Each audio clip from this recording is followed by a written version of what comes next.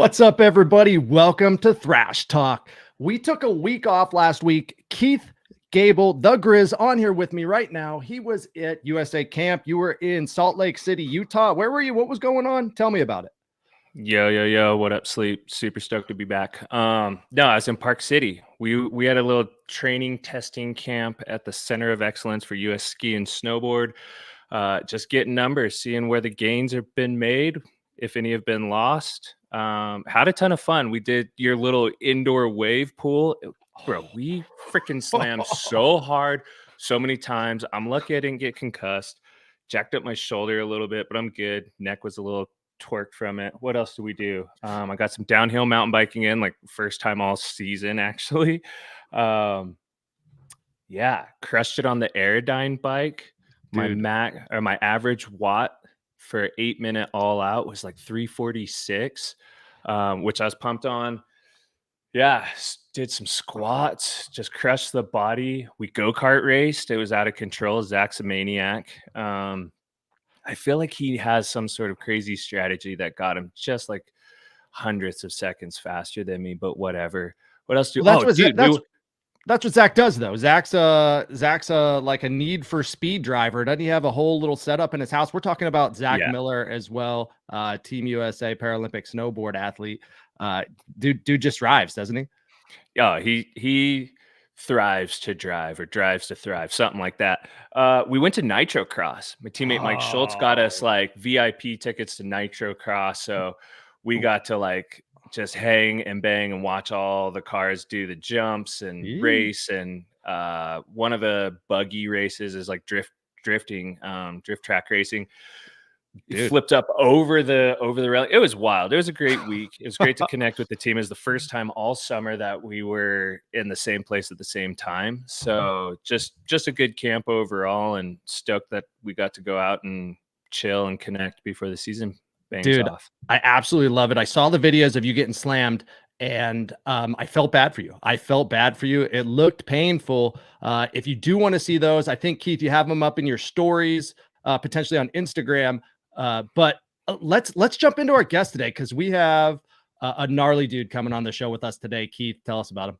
Yeah, for sure. So super stoked on this one, guys. Like one of my all-time, this guy's one of my heroes. I'm not going to lie. Like what we do here is ordinary conversations with extraordinary people. And Patrick Halgren, he's a Team USA para alpine skier, excuse me. We kind of come from the same world. This guy embodies extraordinary. So it's got a crazy story, absolutely hilarious. Like I'm a huge fan. Without further ado, the one and only, cannot be faked, Patrick Halgren. Let's go, baby. What's up? What's up? Thank you so much, Keith. Appreciate it. Sleep, good to see you today. Hell yeah, man.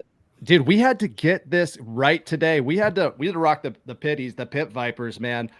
Perfect episode to do it with you, man. You're looking fresh. Got the cowboy hat on, got the USA flat duds. What's going on, man? I mean, it's soon it's going to be the podcast lifestyle sponsor. I believe Pit Viper will probably kick in some, millions of pairs of money, and we'll be sitting pretty. So yeah, but I'm an athlete for them. I ride for their goggles. So, and I mean, come on, Penthouse Pat 69 here, like. We just embody each other. We are one and the same, me and Pit Viper and you guys as well. We just like to have fun. After checking out your social media game over the last few weeks preparing for this episode, Keith and I, we dive deep, man. We're all in when we have new guests coming on. Kinda. I mean, sort of all in. Keith may be more all in than I am. I usually take naps and stuff. Lots of big napper. But it looks kind of like Pit Viper may have stole some of their vibe from Penthouse Pat. I don't know. What do you think? Yeah, I mean, it's not just them, though. It's every good movie or book you've ever read is basically just the plot of my life. But they definitely, we sometimes teaching, sometimes learning. It's a two-way street of life. So I scratch their back. They protect my face. I love it. Yeah. I love it. I truly feel like there are multiple brands that should jump on board and just have your back fully. You know what I mean? Like protect your face, that money maker, protect your back, protect your front, protect your leg. Bro, has like this get up you've got today. And by the way, if you haven't checked out Pat Halgren's Instagram, you've got to go on there and check him out. The guy, Power Casa, that's right, at Power Casa. The guy's just brilliant. I love it. I can't even remember what the hell I was going to say now. No worries, dude. Hey, I'm running that on the bottom, Keith. So for everybody listening right now, Power Casa at Power Casa 32 on Instagram. Yeah, I mean, I'm just, I've been lucky enough in life to live this long, honestly. So I feel so blessed to just kind of have a contribution to life to show, not only is it okay to struggle, but it's necessary for success. And it's funny. It's like, it's that simple in front of us, is like the more health, the more wealth, like whether that's just a state of mind or cash in your pocket. I mean, obviously for pro athletes like me and Grizz, you really see where the rubber hits the road on, if you're athletic and healthy. But I think anybody, once you get in a healthy routine, a couple weeks into that, you just feel amazing. And you're like, what was I doing before this, But yeah, I think we're just so lucky to represent our country and kind of be put on this stage of, this is what it looks like to be a successful human. Just live your best life constantly, right? So, dude, like first, I cannot help but get distracted constantly. You remind me of Macho Man Randy Savage right now. Like, oh yeah, baby, that's all I keep thinking in my head. But like going back to your Instagram and just seeing you live just your best life, like obviously, you're an above the knee amputee. I'm a below the knee amputee. We both have crazy stories. Like, we'd love to jump in that with you a little bit today and just like hear your story. Like, our goal again is just to get your story out to the world, and whatever that means, like, let's get it into the airwaves a little bit more. Yeah. I mean, that's kind of my, like an iceberg where there's this, that you see the little peak above the water, but there's this huge thing under the water. I think that's kind of the thing with Paralympics and any para athlete is, yeah, we're here and we're representing the team, but you don't see what they've been through or how they got to that spot. And yeah, I think we're all lucky to be there, and especially me. I mean, obviously I'm the best, so it's going to take the greatest story to make the best. But well, it's funny because every time I've ever crossed paths with you, and like, granted, we've never really like truly hung out and stuff like that. It's always at like team functions and stuff like that. But like, bro, you're always just pumped, and you have this attitude and kind of energy and aura around you that's just, it's amazing. Like, I don't know anybody who wouldn't gravitate towards you in any aspect of life. Yeah, totally. I think, that's the secret is if you're kind and you work hard, not only are you going to probably be successful and happy, but the people around you too. You're going to, you're a product of your surrounding. And I like to be the product, and the surrounding, everybody around me, I like, gets the benefit. And that's kind of, what I offer. Like, maybe I won't be able to, help you move your washing machine, but I can be there and I will stoke the fire, and I can get somebody to help, and we'll get it done. Yeah, I love it, dude. You set the tone. You bring the vibe, set the tone. So you're from Connecticut. Did you grow up skiing? Did you grow up snowboarding, or is that something you got into later in life? Like, were you a Mohawk guy? Were you Powder Ridge, or did you head out to Vermont, Killington, Stowe? Like, where did you ride if you rode? The answer is yes. Hell yeah. Yeah, I was lucky enough. My father was a huge ski bum from New Hampshire. So he grew up on a mountain at Wildcat in New Hampshire, right across from Mount Washington. So he was lucky enough to be brought up in nature, because I think that's the beautiful thing of skiing. Like, yeah, we do sick tricks and we get chicks and party, but the real benefit is being immersed in nature. It does something in our brains, right? Like, you ride these lifts, they'll take you up 2,000 feet in 10 minutes. and you'll hear birds and see a squirrel, and it clicks something in your head, and you're like, oh, we are tiny on this planet. We are grains of sand on the beach.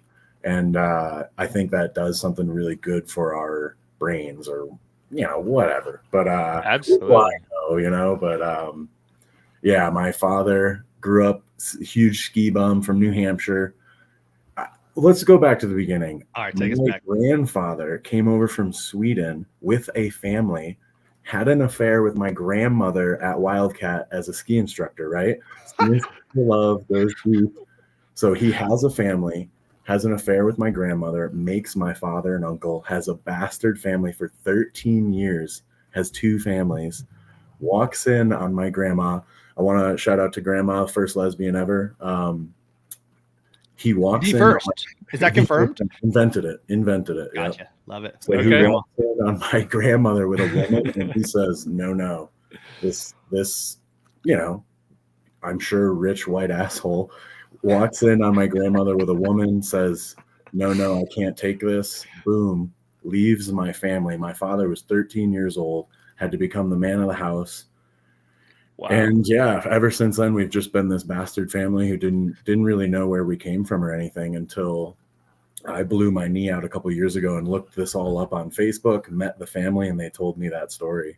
So pretty crazy. But yeah, they were ski instructors in New Hampshire. Then they made me. We didn't really have enough money to go skiing when I was a child. I was lucky enough to go probably for like 10 years. I'd do one trip on school vacation, go up to Vermont or New Hampshire. Whoever had like the discount for family, I would go to whatever mountain. So it was great. I was good at recreational skiing because my father was like a professional skier when he was young. And so I was pretty good, but then I got out of it when it became my financial responsibility. I'm in Connecticut. I'm like 2 hours from a mountain. So it was hard to, I got into girls in high school and I played football. I was a big football player. So I just focused on that. I stopped skiing at about 13 and then got back into it after I lost my leg. So I knew how to ski a little bit, but I really got into it at 23 after I lost my leg. Dude, I love that. I love it. Like, you're not only taking something that like you kind of enjoyed, but you're going all the way back to your grassroots of like your lineage. Yeah, it's unreal, really. How like on a recovery side of things, how important was it for you to kind of get up into the mountains and stuff? I know you kind of touch base on it. I always say, the mountains are my church. That's where I feel closest to God or the universe, is 10,000 feet up in nature, just like living my best life, painting the picture, if you will, or the canvas. How important was that for you? You're going to love this, Grizz. The mountains are the cathedrals where I practice my religion. Oh, let's go, bro. Yeah, I read that on a pillow up here in a condo, so that must be that must be science, right? It's a Hallmark card. But yeah, that's kind of how I feel. I like to think, I'm a high leg amp. Yeah. And I'm not even close to the most disabled guy out here. Like there's guys that are quadriplegics, and they're skiing, they're getting on the lift, right? So it's kind of the ultimate equalizer. It's like even those quads in a wheelchair can get out here and they can do what anybody with 2 legs, 3 legs can do. It's crazy. So it really is. Once you can get on that lift, man, and be you get to be like super independent again.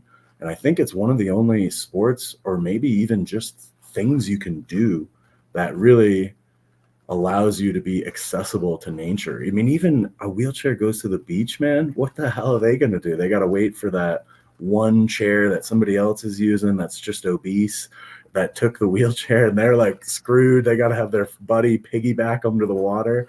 It's got the big balloon wheels. Yeah. They got the blow up tires. It looks like a yoga ball on each 4-tire. But with skiing, man, you practice a couple of years, get some lessons. Like you can be out there on your own, really, no matter how fucked up you are. But yeah, right.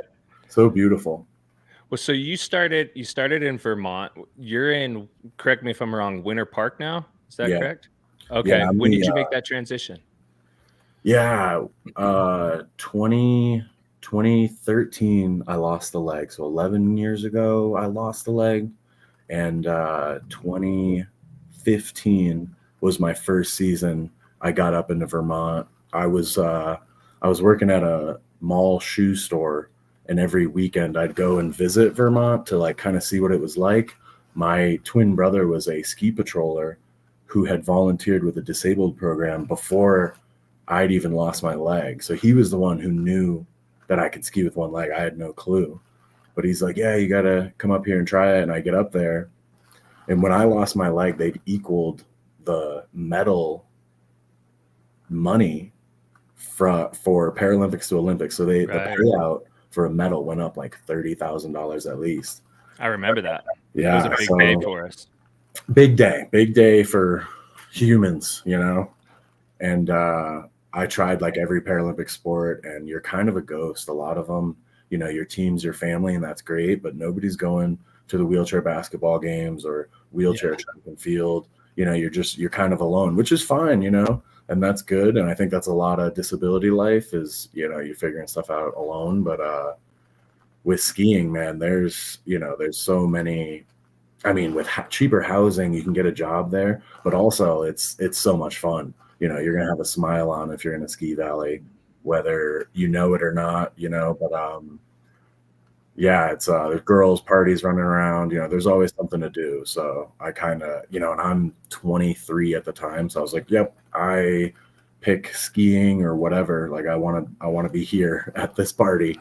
So that was a big reason for me to pick that. And I kind of put all my eggs into one basket and just been doing a lot of it ever since. Dude, that's amazing, man. Keith, go ahead. Sorry, I didn't want to cut you off there. Not at all. Not at all. So I want to transition to your travels. You did some time in New Zealand, and you were down at in Queenstown, and I love that area. It's absolutely beautiful. How did you ever come back from that? Like that place is something special. Absolutely. Yeah, totally, man. I will get back there one day. But I mean, really, it was kind of COVID and a mix of COVID, and I made the U.S. national team. So, you know, COVID kind of took away that visa I needed to go and work there, because I would do a season in America and then I'd go straight there in May, and I'd be working at a resort there by June. So it was kind of perfect. I wanted to learn how to ski really good. So I was doing 300 days a year for, I mean, almost 6 years I did that. I was lucky. I only had one injury and it timed perfect in between seasons. But yeah, that place is unreal. Everywhere you look in New Zealand is basically a calendar photo. It's crazy. It's like we took the tops of the most beautiful mountains and just like put them in the ocean, and that's it. It's just the tips of the mountain and then ocean. So it was really cool. It's such an awesome spot. I guess I'm picking up some feedback here, but so one thing I was told, and I don't know how true it is, maybe I've talked about it here before, but when you're working at the resort and you're wanting to get chairs, you're wanting to get time on the lifts, do you want to work like as a lifty? Do you want to work as an instructor, or would you rather work like a night job where you're going to have more of that daytime chair time? Oh, I'm so glad you said that, because it's a trap. Okay, tell me the trap. Yeah, be a bartender, work somewhere in town at night, and then try as hard as you can on your days off to actually get up early and do something. Because that's it. You work at the resorts, man. It's not that the Remarkables is the greatest mountain ever. That's not a trap. If you want to work at the Remarkables or Winter Park, it's the best job ever. And but everywhere else is a trap. Don't do it. You know, that's why every lifty you see is, you know, some 18-year-old that's just like, I'm gonna be a pro snowboarder. I'll become a lifty, and soon enough, Oakley will be paying me.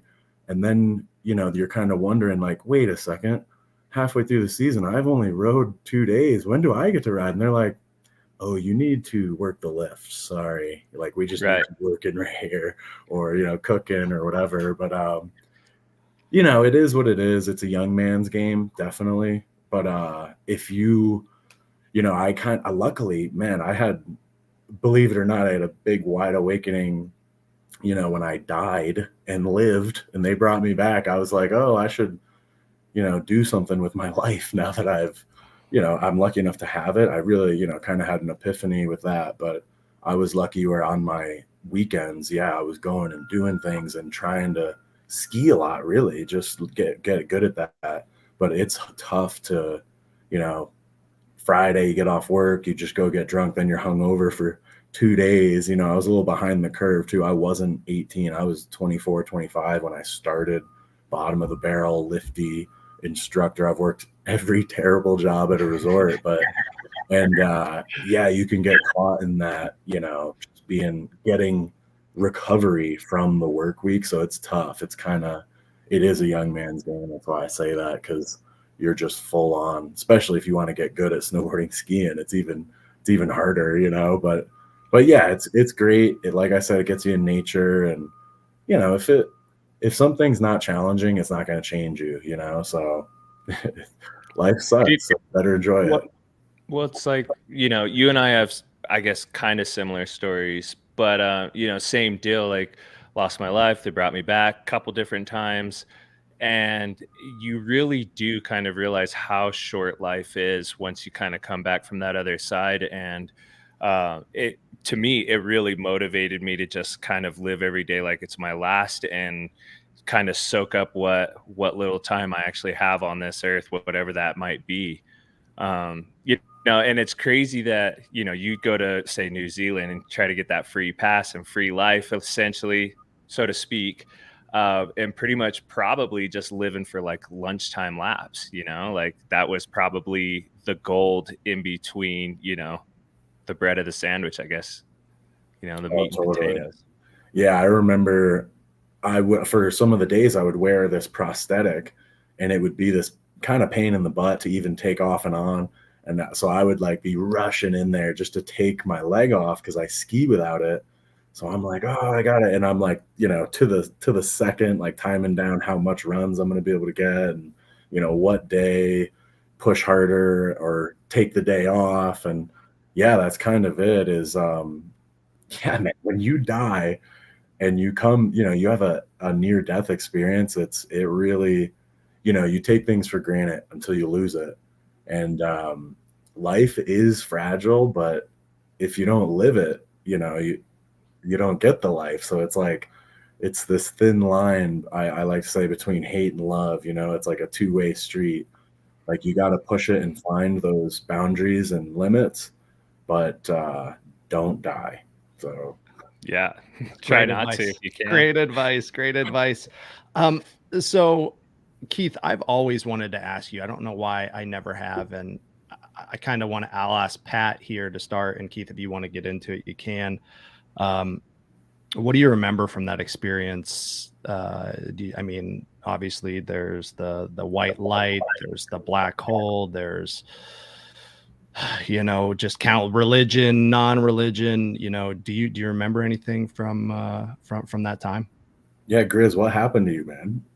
Tell him. Well, so I was involved in an industrial accident, and long story short, got my foot crushed, compartment syndrome, all of that kind of stuff. And so once they had rebuilt my foot, drained 96 fluid ounces of blood out of my foot, they life-flighted me to the trauma unit in Salt Lake City. And anytime I would sit up past a 45-degree angle or try to stand up, I had this big hole in the top of my foot from the fasciotomy. All the blood would come rushing down to my foot and come geysering out.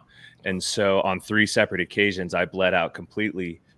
The third time I was gone for over 3 minutes. And I was really lucky they actually brought me back, CPR, defib, all that stuff. And yeah, I guess what I remember, it's kind of vague, but I remember darkness, to be honest. It was really dark for me, but so calming at the same time. I've never been more calm and comfortable. Like, you guys know me, I'm a bit of a wild man myself, and lots of energy, constantly go, 10 things on my mind at once. And so, like, things never really slow down for me, at least not in my brain. And it was like the one time in my entire existence where everything was just calm. I was perfectly comfortable with whatever was happening. There was no, I don't remember, let's say, a light at the end of the tunnel. I don't remember my life flashing before my eyes or anything like that. It was just darkness, but I was calm, comfortable, warm, and perfectly content. I've never been content in my life before or since. And then just a warm, deep voice that came through and just said, just breathe. And then I woke up like a day later, kind of deal. And that's really all I remember. Wow. Yeah, good thing I'm wearing these glasses, bud. Good thing I am wearing these glasses. I was going to be the first to take them off. Now I can't take them off because I'm all red under the eyes. But Pat, was your experience somewhat similar? Yeah, that's so funny you say that, because I say it's like the, almost like dark, calming experience. I like to say it almost felt like a candle was blown out when, and with my accident, I think if I really wanted to, I could remember like really. So I went off the road on a Gixxer 750 flying on some back road that I knew really well. And I'm in Connecticut at the time, so I thought I was dead because it's super thick forest. But a farm field came up, and I saw this farm field. And I was like, "Oh my God, I'm gonna be fine!" So I go screaming into this farm field. Owner of the farm backed his tractor into it the year before. AT&T made him pay $3,000 for a new telephone pole, so he did not want this to happen again. So he put huge boulders around the bottom. I come screaming into this field a year later. It's like 5-foot long grass. Didn't see the boulders. Direct hit into a boulder, and it kind of threw me spread eagle into a telephone pole, flying. And I think I could kind of remember. It kind of felt like a bat or something had just hit me, like this thud, this whack, But I don't really want to remember that, so I don't really think about that actually, that impact. I know. After that, I went into shock pretty quick. I don't remember the first responder, the sitting in that field, but definitely I was then put into a medically induced coma for a month too. So I had dreams that lasted months long, like multiple ones, very vivid. But and they're pumping me with DMT and all these chemicals that you naturally produce, but like, to make sure I'm stable so they can do surgery on my leg, because the consent had been given to my parents, and my parents are like, you got to save the leg. So they did, I think 2 weeks, like 12 hours a day, something crazy, where they're just trying to get a blood vessel in my foot going, which they weren't even close to. This thing had like curlicued around the telephone pole, severe, the fracture where you got bones coming out. My leg like looked like a porcupine. Like, when a bone breaks like that, it's like broken glass. So this stuff was just, I seen a picture of it, and there was like, it must have been like 100 different bone fragments sticking out of my skin, and super bad compound fracture.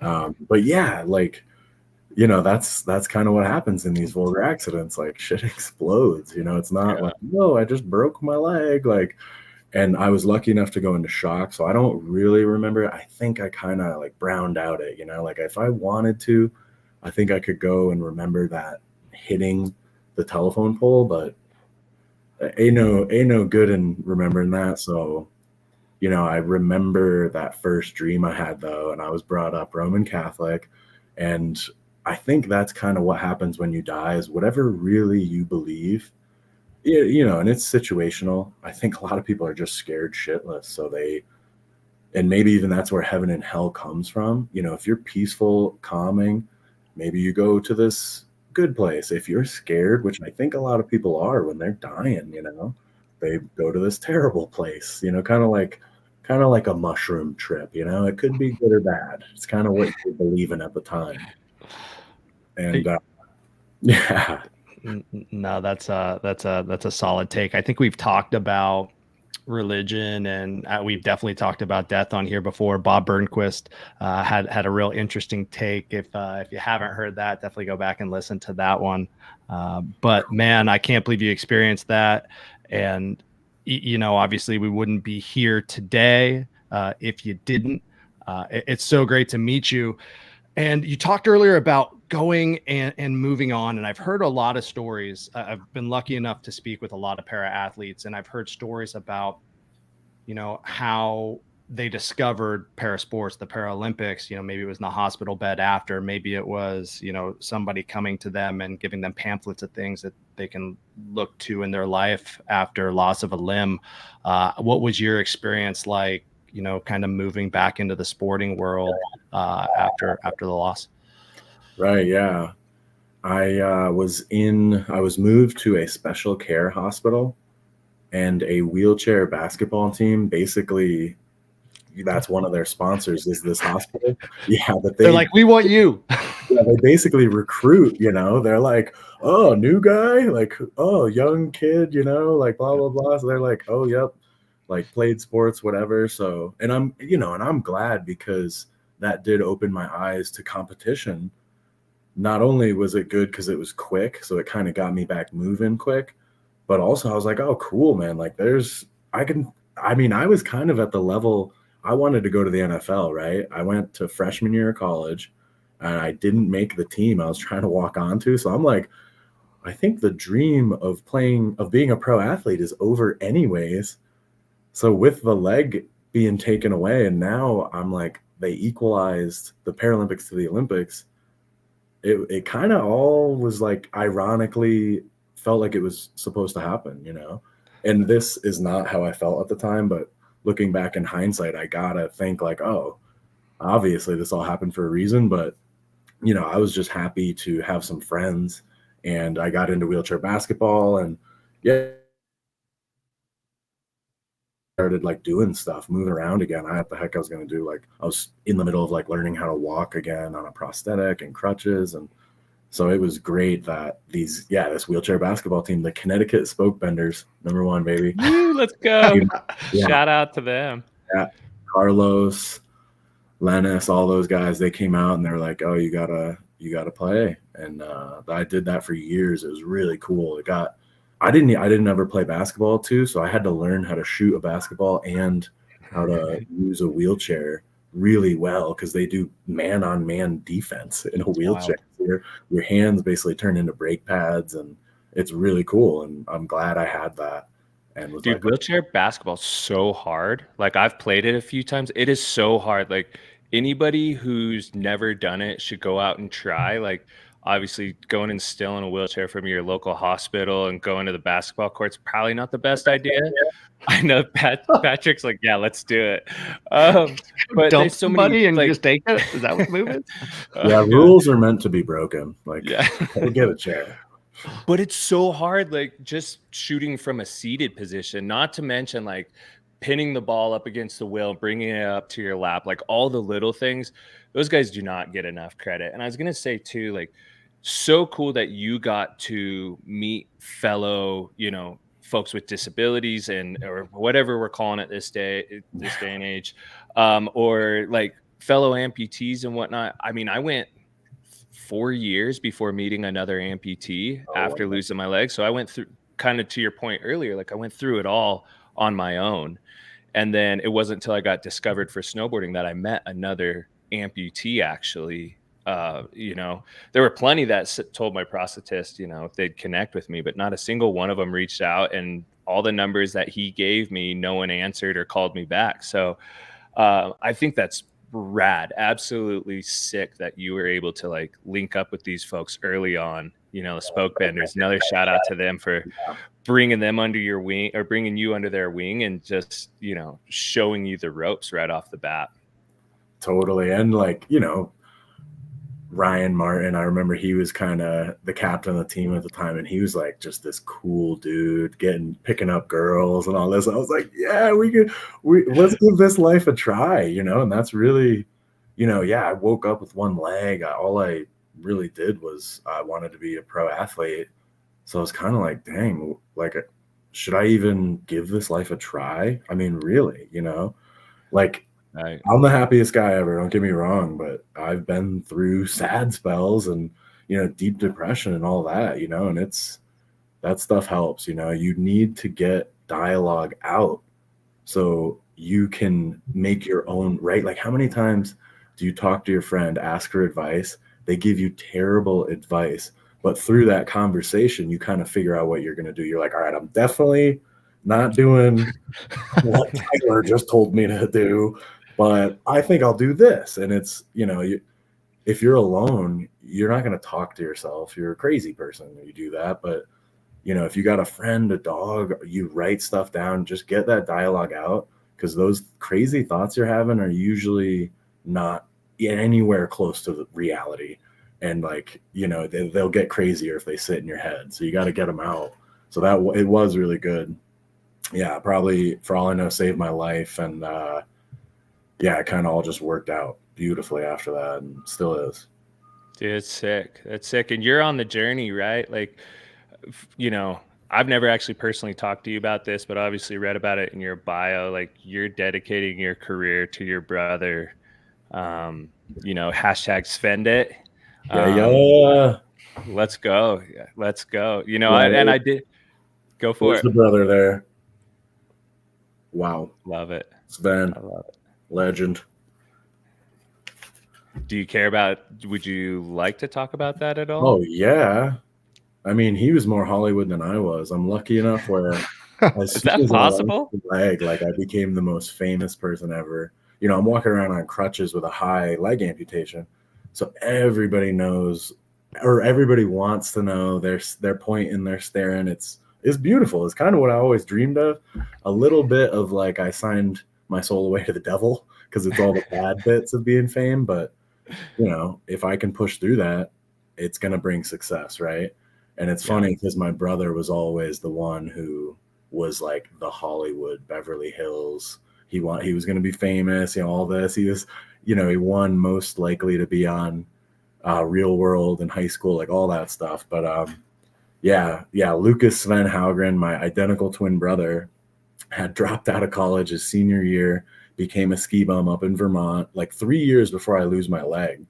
This is what happened. So everybody at Thanksgiving's like, what the hell is wrong with Lucas Sven Halgren? Why is he parking cars in Vermont? And we didn't know either, but our father loved it, right? So he's not everybody's not like, oh, you idiot, go back to college. He had 1 semester left. And our dad's like, oh, this is great. Oh, you get free tickets? Oh, perfect. If you living the life, bro. Yeah. If you volunteered for the disabled program at Mount Snow, Vermont, you'd get a free day pass. So he would do that, and then he'd go skiing with our father. And this is, like I said, years before I lose my leg. So then 4 years later, I lose my leg, and they're like, oh my God, you got to come ski. Like, you're going to be the greatest skier ever. And I thought they were idiots. I'd had some knee problems. I got one knee now. My fat ass on one leg, it's a lot of stress, you gotta, so I thought I was just going to blow my knee out, and I waited. I just played wheelchair basketball for years, and I was like, I don't know if I should try it.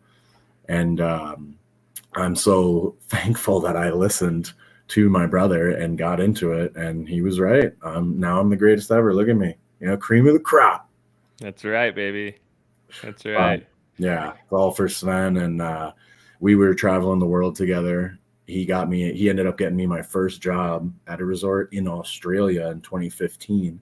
That was the first time I went full time, started working at the resort and skiing as much as I could. And I was like just learning. I was very bad, but we went out there and we traveled the world, and we're ski bums every year. We were living in vans together, working. We were chain fitters. All we did was put chains on car tires for like 2 years together. And it was so good. We would get so many tips. We had this thing we would do where either he would be doing somebody's chains and I would come up, or I would be doing it and he would come up, and you'd go, hey man, that van over there left you a tip. You just want me to keep it, or you want it now? And then everybody else would know to tip us money so that we'd make decent money. Yeah. Those are those niches you got to find as ski bums. That's a tight move, man. That's a tight move. Never thought about that. I love that. That's awesome. Dude, I used to work in a rental shop when I lived in Park City. I was still training out of there and trying to make ends meet and all of that. And I was just a tech in a ski shop at the Canyons Resort. And it was crazy because these guys would come in with I strictly worked on snowboards. I didn't touch skis, but these guys would come in with just the worst setups. Like they have their bindings on backwards or the angles are completely wrong. And they're like, I don't know what's going on. This thing's $1,000 setup and it doesn't ride right. And I'm like, bro, just give me 5 minutes and you take it out for the day. They come back and be like, that was sick, blah, blah, blah. And they'd always say, what do I owe you? And I'm like, whatever you think it was worth. Did I make your day or did I destroy your day? And bro, I got some fat tips that way, but otherwise, like I didn't really make any money at the resort. Like I was just teching boards otherwise. Oh, totally. You got to have that side hustle. So you got to embezzle money. You're on your own. Yeah, it was. So that was the greatest experience ever. A lot of, the journey, they always say, and that was just so huge for me. We were crawling around frozen mud spots on the side of a mountain, basically. Try to keep one lane free so that the bus from town could come up, because everybody would just pull over and start putting their chains on, and you'd have a 3-mile long line of traffic. So you'd really have to just go and yell at people to get the hell out of the way. And yeah, you'd teach them how to do the chains for $20 or you'd do them for free. So that's kind of was the first, hustle, but yeah, it was beautiful. And my brother was a patroller, and out in New Zealand, they have Mount Cook, which is a glacier all summer as well. And patrollers are big on getting certificates and all that for avalanches and whatever need be. The more certificates you have, the more money you get paid as a patroller. So he kind of, we were traveling around for years, and he applied for one kind of dream job there. And he was going to come back and probably work at A Basin while I was at Winter Park, which are close. And A Basin and the Remarkables in Queenstown have kind of a trade staff program. And but he got the job at Mount Cook, so he stayed for New Zealand summer. He ended up, believe it or not, getting a motorcycle. And I talked to him 2 days before he passed. He'd had some mechanical issues, so I'd gotten a missing persons report, and I just figured he said he had, mechanical issues. I figured he was on the side of the road with a broken bike or walking back from God knows where. But they ended up finding him a couple days later, and he actually exploded the front of his face out of the back of his skull. But no. And things happen when you're he was riding naked, so full nude, and that's shit happens when you party naked, that famous saying that my father always said. And shit happens, and that's just another part of that life is so fragile. You got to live it, but maybe put a helmet on, for safety third after experiences and relationships. But yeah, that was 7.5 years ago now. That was a couple years after my accident. My poor parents, I know. But and that's what I'm doing it for. He was the one who got me into skiing, and it is, I gotta think, right, that's just why I was put here, is to be this missile on a ski. And after the ski career, who knows? I'm sure I'll be a movie star. But yeah, definitely. Well, I'm actually convinced that you already are a movie star. Maybe you just don't know it. I want to pull something up real quick, and I want to ask you something. So, got the mutton chops, the Fu Manchu. I wanted to know, what was it like working with Stifler in the movie The Goon? What was it like working with Stifler and Goon? It must have been pretty spectacular, right? Oh my God, it was everything I've ever dreamed of, maybe better, Got it. He would all day, the American Pie quotes all day with the mom, the MILF he got with. Yeah, we were just talking about MILFs. It was great. There Dude. you go. There you go. Dude. And then Keith, I was trying to pull up the Macho Man Randy Savage, but I couldn't get it to save on my computer and get it to load up. But we definitely got some lookalike, some doppelganger action going on with some movie stars. So it just seems natural. Maybe you could be a stunt double. You could be a stunt double for any one of these guys and like lose a leg during the scene. It's like perfect, man. It's built perfect. in. Yeah. Just have my leg fired off. Woo! Oh yeah, brother. Keep the flesh wound. That'll buff out. Nothing to see here. Oh my God, dude, leave it up to Sleep to pull us out and bring comedy back to the podcast. Yeah. I definitely don't want to downplay your accolades and what you're doing things for sure. Like I think it's really important that we highlight that stuff for sure. But you roll with the punches, it seems like, at every turn. And I mean, good on you, man. Like I know I have bad days and good days and all of that kind of stuff, but I think just being able to like go from hey, I'm talking about my brother right now, to dude, let's make some jokes. Like I love that about you. I think it's like it fully embodies who you are. Something that you talked about early on when we first started chatting was the money side of things. Like I know right now you've got get those dollar bills. I know you've got some GoFundMe stuff going and stuff like that, and from one Paralympian to another, like I can totally relate and understand the struggle. Like what's going on in that world for you? Oh my God, I am so close right now to my first paid contract ever.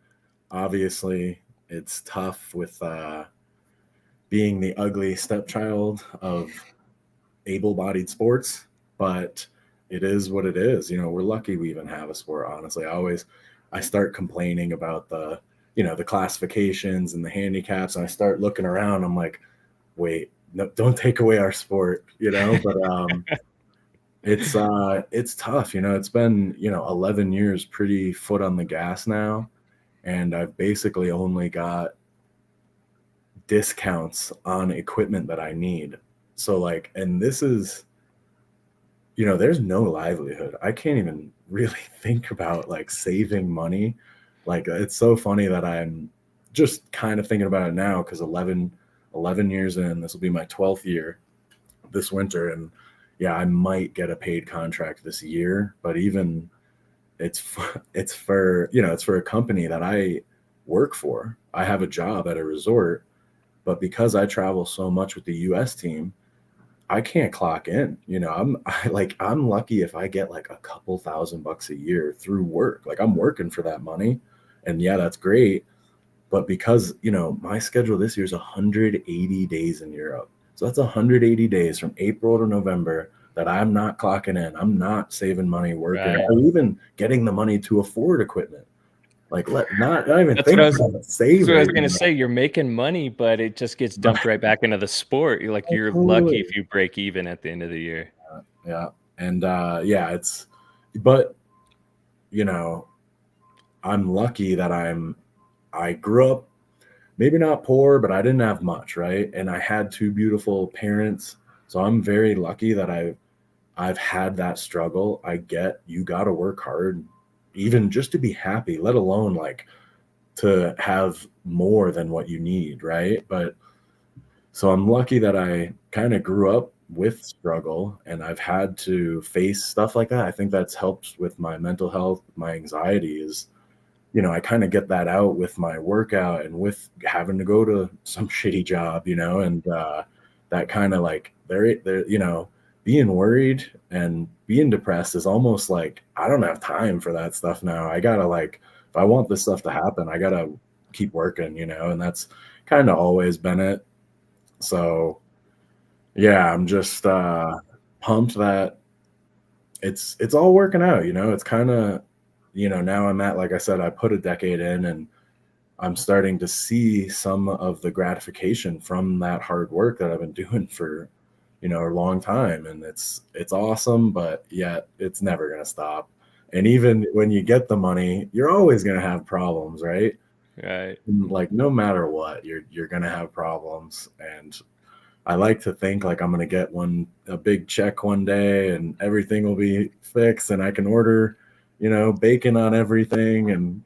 But I think it's just always going to be some problem I got to solve. The to-do list keeps growing as I check it off, it's Right. like, but it is what it is. That's also, what I think keeps me so happy and keeps me a little peace of mind, is like, oh, I did everything I could today, got up early and did this and that. And I tried my hardest, and, you don't always cross those things off the to-do list, but it's happening, Yeah.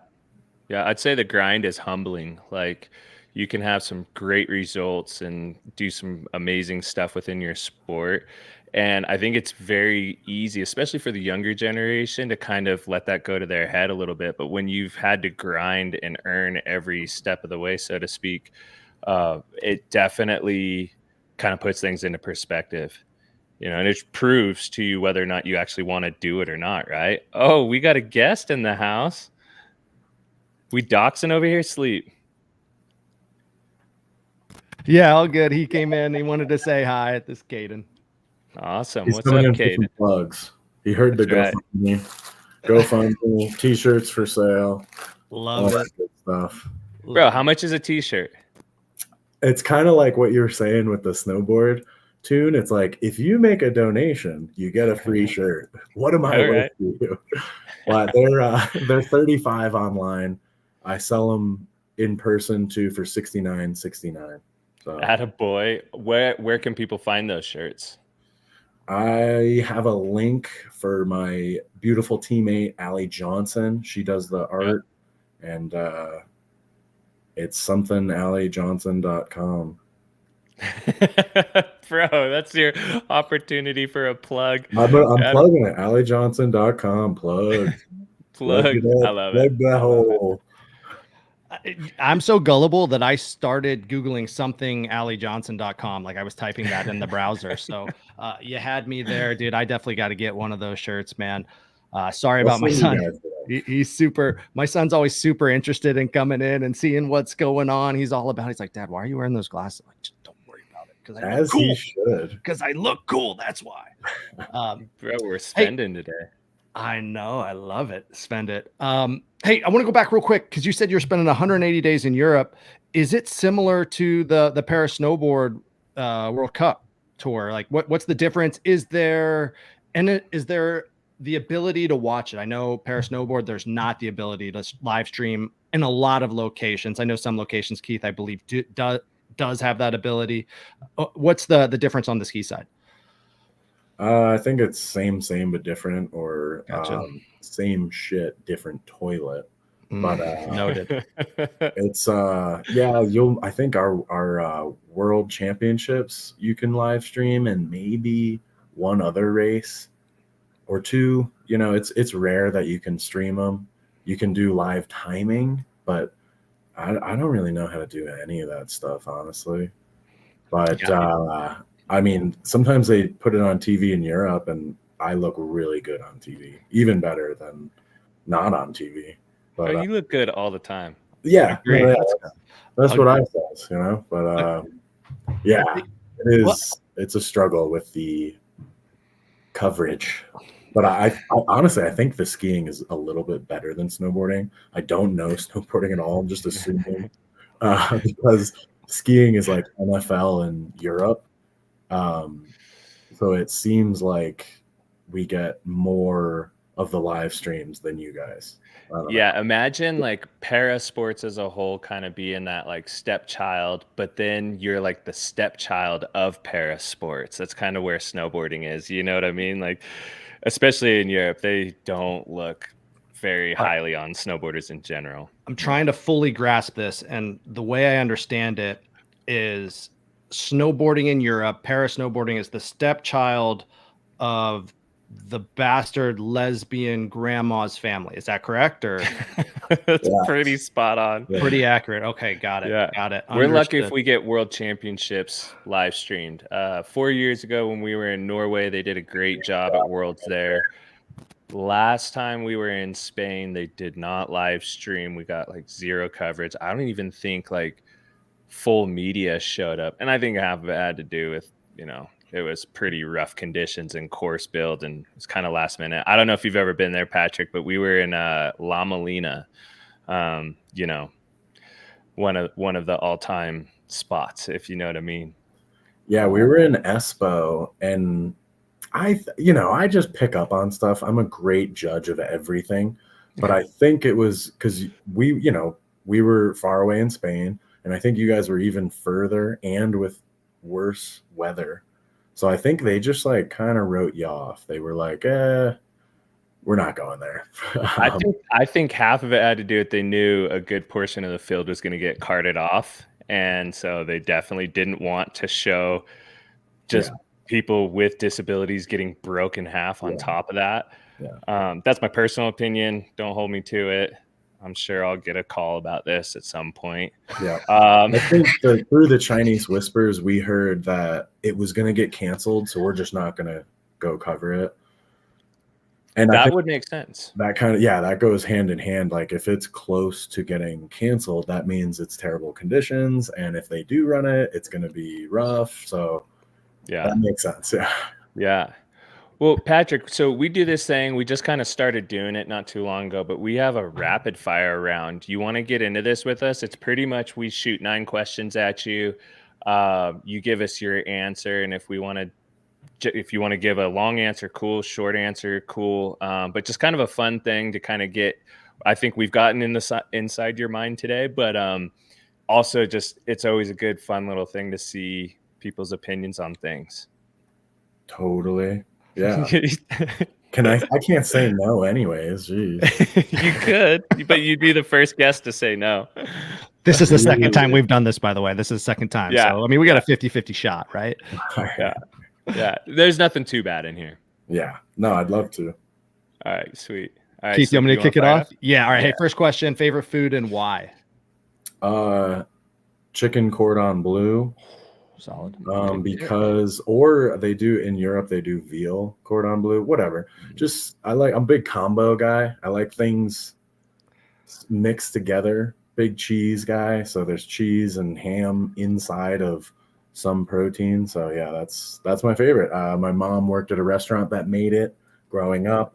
Love it. So it was like the, birthday meal or special meal I would get. I dig it. A little nostalgia there, huh? Mm-hmm. Okay, so question 2, worst drivers. What do they drive and where are they from? I think exotic is the spice of life. I think anybody who's new to anywhere, right? That's it. Good pick. They're the worst drivers. In all my world travels, very cultured me. It was always like the tourists, the new guy in town. Like, what? I don't know what these lines mean or that sign or, in New Zealand, they don't even have winter tires. These were, Australia, New Zealand doesn't have winter tires. I couldn't believe how bad these drivers were. I'll be walking next to a car screaming at the driver and I'm able to walk with them because he's just foot on the brakes, wheel turned, sliding on ice. And I'm just shouting at him, let go of the brakes. If the tires are rolling, you have control, right? So I'm like just shouting at them to let go of the brakes. And they never listened. They just slide off the road. It was great. Oh, epic. All right. Hey, let's move on to worst injury. I don't know if we want to consider a different injury than the one already spoke. Up to you. Worst injury. Well, ever since the accident. Worst injury, I did a tibial plateau ACL meniscus. So I basically snapped my leg in half. And I remember trying to stand up after I crashed skiing, being like, oh, that was a pretty bad one. And I get up and my whole leg kind of gave in. And I was like, oh boy, that's not good. And yeah, I'd torn my ACL meniscus in a huge chunk of my knee broke off. That's called a tibial plateau, kind of where the knee comes together. I like snapped a big piece of bone, snapped off and was floating around. But luckily I had a big surgery, like a NASCAR pit crew. They're like all down my knee, and now I'm Frankenstein, and seems okay. Dude, it's amazing that you can recover. I know that's a lot of times like kind of a career ender for a lot of people. Yeah, it was a full year. You know, the traverse bumps when you're trying to keep speed going across the hill, that took forever for me not to have pain. But I made it back. Yeah, you're back. It was actually when I found out about the Swedish family, because I had the whole winter off in America. So I found them on Facebook and was like, hey, are we related? Oh, that's rad. That's rad. Let's see. Where are we at? Favorite pastime or biggest passion? I got to have my mother, father, and Uncle Dan visited me in New Zealand a little bit after my brother had passed. We visited right where he passed. A beautiful gravestone by some of my other friends, Edward Boxer and Hanny Hapsu. They visit the Mount Cook Karaoke every year or whenever they can. But that was beautiful. Got to, have my parents out to New Zealand, this breathtaking place. And, it was the first time they even traveled the world. We grew up broke. We could never do shit. And these guys got to come out to New Zealand where I'd lived forever. And you know me, I was the sheriff of the mountain, basically. And it was so cool. They just got to see me be this, mayor of the city and basically running the whole country at this point. And my father, my father like can't use new powder skis. He's an old ski racer, Right. So I got him straight. Yes. Yeah. I got him like these huge, like 190 straight skis, like 69 underfoot. And he skied this crazy, it's called the Hourglass chute. And he skied down it with me. And that was probably the coolest thing I've ever done in my life, was ski that with my father. It's so cool. Dude, that's sick. Yeah, so amazing to hear, man. So amazing to hear. All right, hey, moving on to what is the hardest thing you've ever done?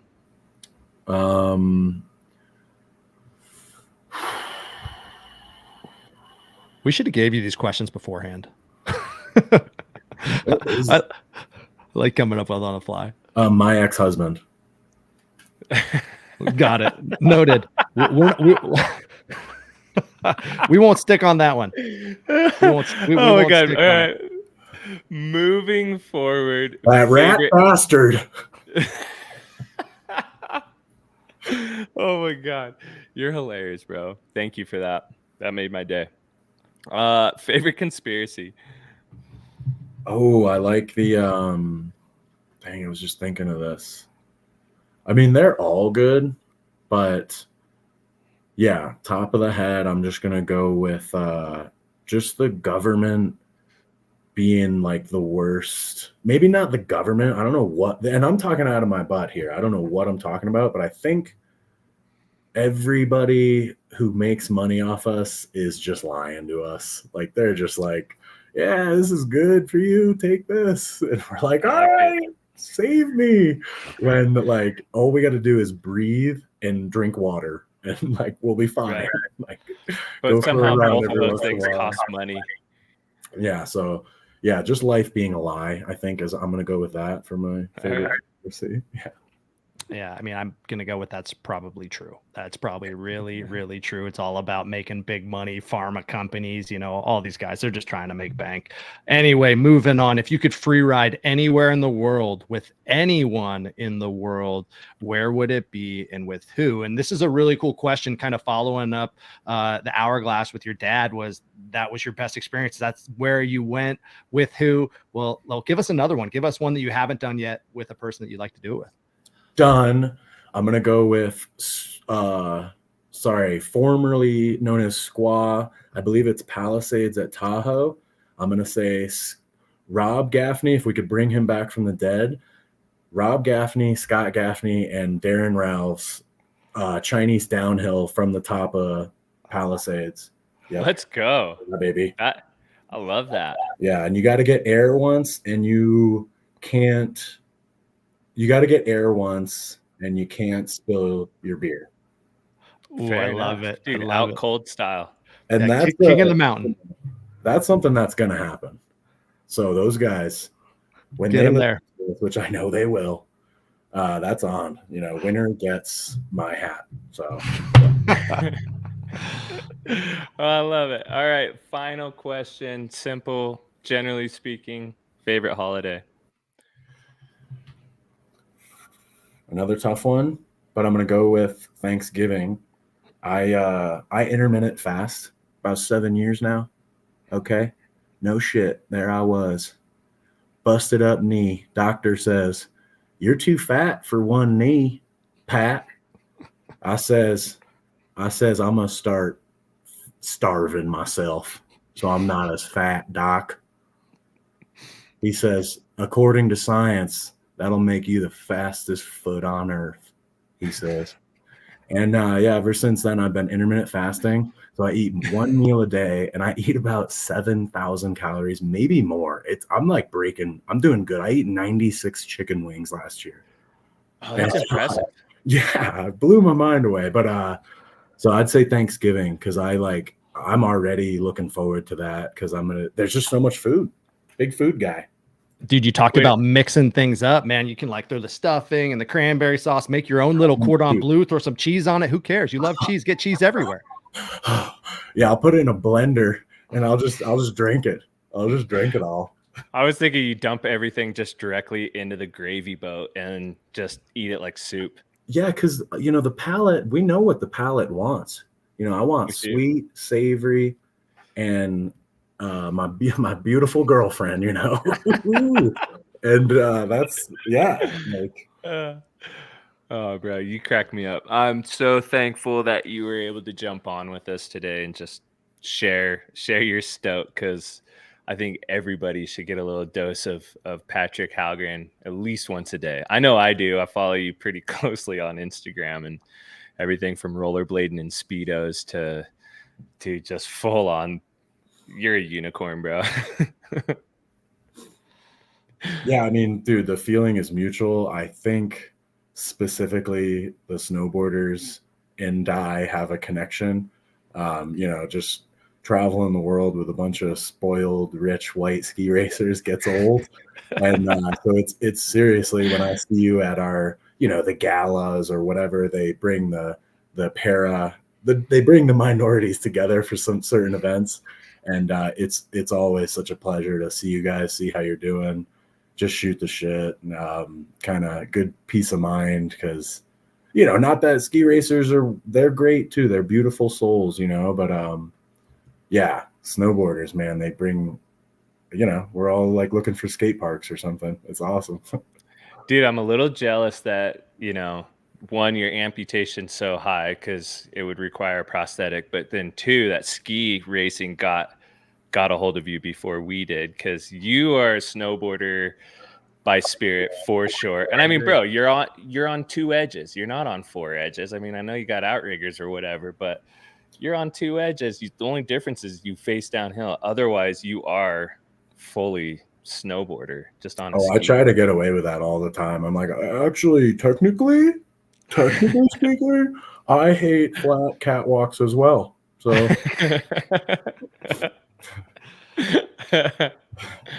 oh my God. So as we bring this one in, I know that we got the 2026 Paralympic Games coming up. We're pretty stoked about that on our side. As you prepare for that, anything that people need to watch out for? I know that that'll be live streamed for sure. So we'll get to see you live and in person there in Italy. What should we be looking out for in advance of that? Yeah, I mean, getting down to it now, it's getting surreal that, I love when people ask if I'm going to it, because I always say, no, I'm not going. I'm winning. But yeah, but it's, it's going to be tough. I basically need 3 years and I'll be number one, right? but it's 2 years away. So I'm like, uh-oh, we better start getting good fast. But so hopefully I just stay healthy, and I think I could be in position for the best ever, but Let's go.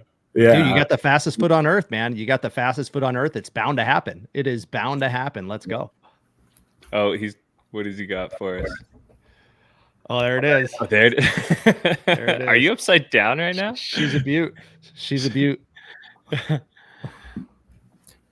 Just did a double backflip. Sorry. But yeah, I think I'll have, I'll probably do some sick facial hair for the games. I'm the only guy with one leg on the team. You'll know it's me for the standing men. Man, Cortina Milana. Prego.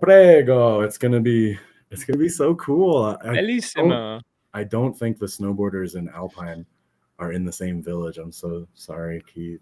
I know, yet again. But again. How do they know that already? They already know where you guys are staying? Yeah, I think they were telling us our ride is going to be like 45 minutes too, which will probably end up being an hour. So we're probably going to have to be up at like 4 a.m. just to get over to the hill.